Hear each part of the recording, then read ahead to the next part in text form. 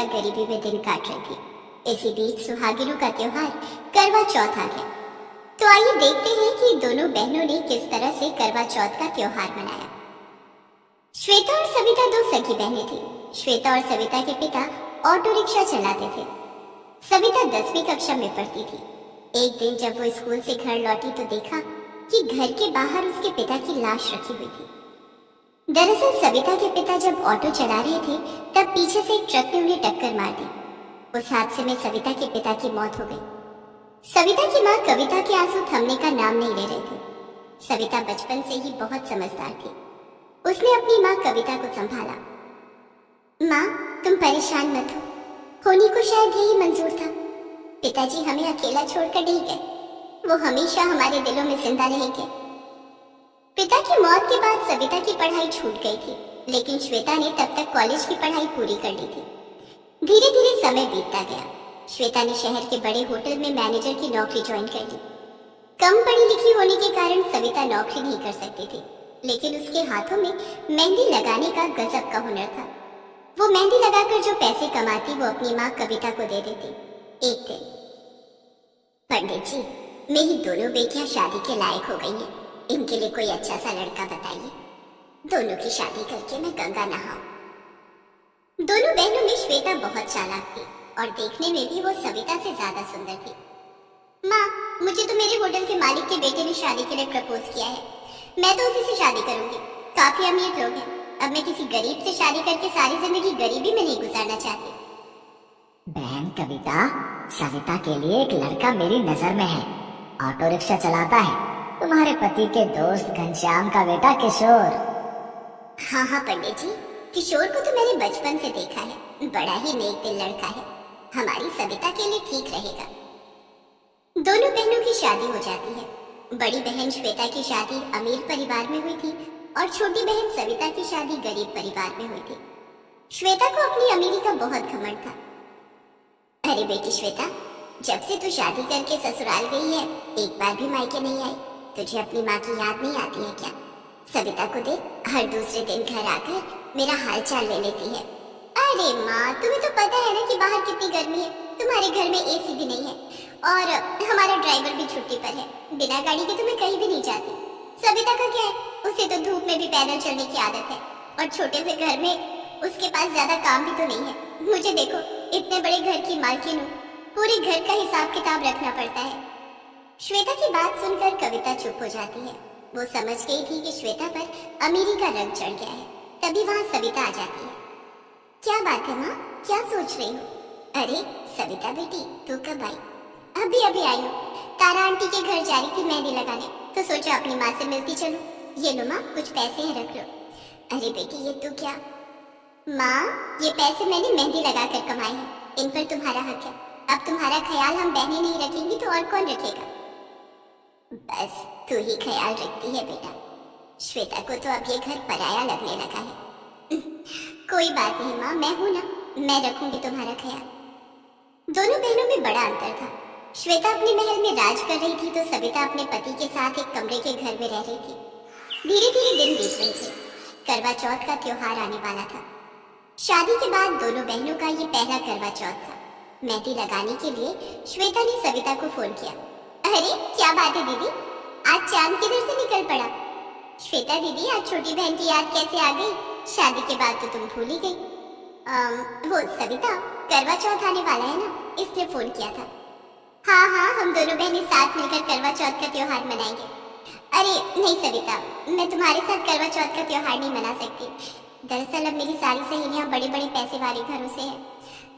उन सब के सामने मैं तुम्हें नहीं बुला सकती। हाँ, मैं उन सबसे कहकर तुम्हें मेहंदी लगाने का काम दिला सकती हूँ। मैंने तुम्हें फोन भी इसीलिए किया है कि तुम मुझे मेहंदी लगाने आ जाना।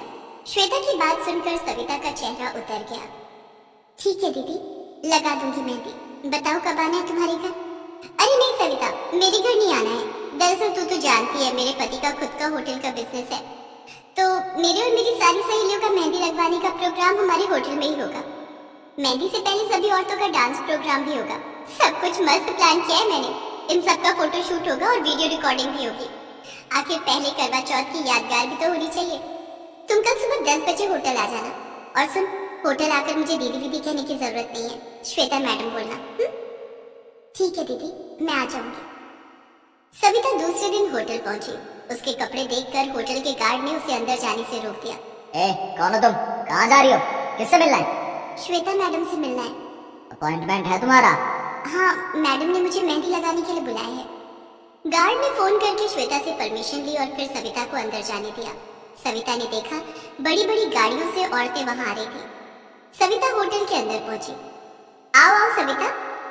श्वेता सविता को पकड़कर कोने में ले गई और कहा, यहाँ किसी को ये बताने की जरूरत नहीं है कि हम दोनों बहनें हैं।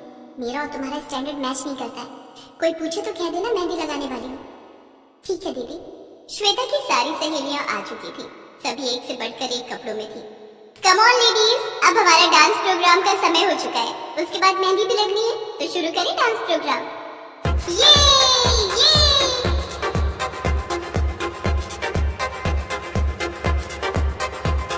सभी औरतें डांस कर रही थी और फोटोशूट और वीडियो रिकॉर्डिंग चल रही थी। सविता एक कोने में खड़ी ये सब देख रही थी। डांस प्रोग्राम खत्म होने के बाद मेहंदी का प्रोग्राम शुरू हुआ।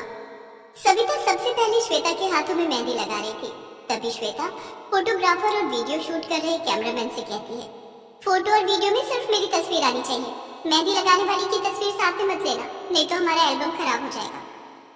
श्वेता की बातें सुनकर सविता बेहद दुखी हो गई, लेकिन वो सबके सामने कुछ कह भी नहीं सकती थी।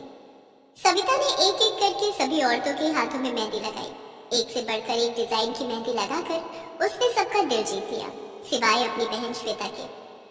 मेहंदी लगाने के बाद, अच्छा सुनो मेहंदी वाली, मेरा नाम सविता है। हाँ सविता, तुम बाहर रिसेप्शन पर जाकर वेट करो, तुम्हारी पेमेंट वहीं मिलेगी। जी मैडम। इतना कहकर सविता रिसेप्शन पर बैठकर वेट करने लगती है। वो घंटों इंतजार करती रही, लेकिन उसे पेमेंट देने वहां कोई नहीं आया। सभी औरतें यहाँ तक कि श्वेता भी घर जा चुकी थी।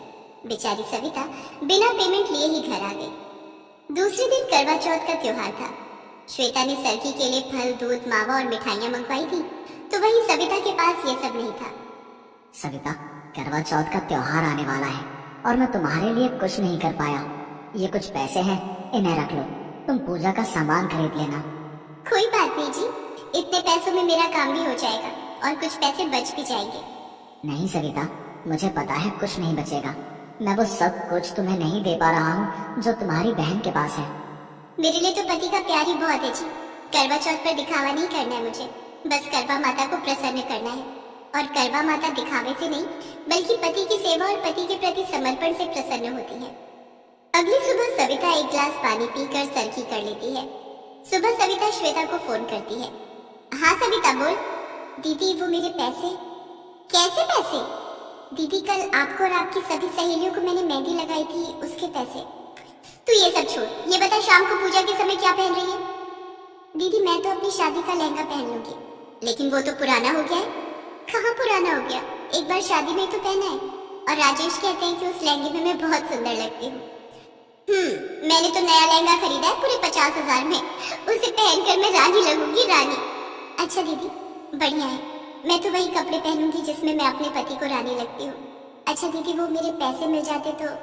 हाँ हाँ, शाम को पूजा के बाद घर आ जाना, दे दूंगी पैसे। श्वेता ने अपने बड़े से बंगले में करवा माता की पूजा रखी थी, जहाँ उसकी सारी सहेलियां आ रही थी। पंडित जी बुलाए गए और उन्होंने सबको करवा माता की कथा सुनाई। मोटी दान दक्षिणा देकर श्वेता ने पंडित जी को विदा किया, तो वहीं सविता ने अपने घर में ही खुद से व्रत कथा पढ़कर करवा माता की पूजा की। पूजा के बाद एक एक करके श्वेता की सारी सहेलियां चांद की पूजा करने अपने अपने घर चली गई। चांद निकल आया था। सविता ने भी चांद की पूजा की और राजेश के हाथों से पानी पीकर व्रत तोड़ा। राजेश, मैं श्वेता दीदी के घर जा रही हूँ, दीदी को प्रसाद भी दे दूंगी और उनसे मेहंदी के पैसे भी लेने हैं। ठीक है सविता।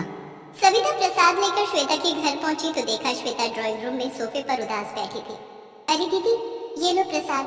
और अकेली क्यों बैठी हो, जीजा जी नहीं आए? नहीं सविता, तेरे जीजा जी अभी तक नहीं आए।